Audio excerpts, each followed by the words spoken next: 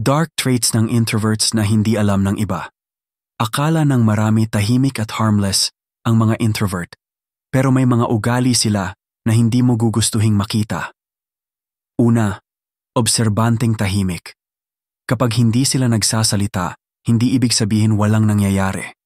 Madalas, pinag-aaralan kanila mula sa kilos hanggang sa paraan ng pananalita mo. Pangalawa, selective sa koneksyon. Hindi sila basta-basta nakikipag-close. Pero kapag hindi kanila gusto, ramdam mo yon kahit wala silang sabihin. Pangatlo, matindi ang memorya.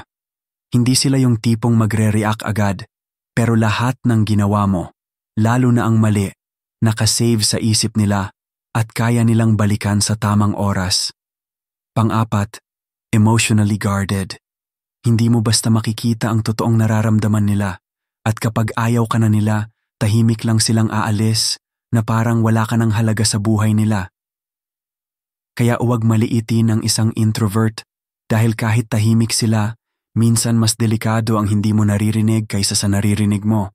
Huwag mong palampasin ang pinakahuli.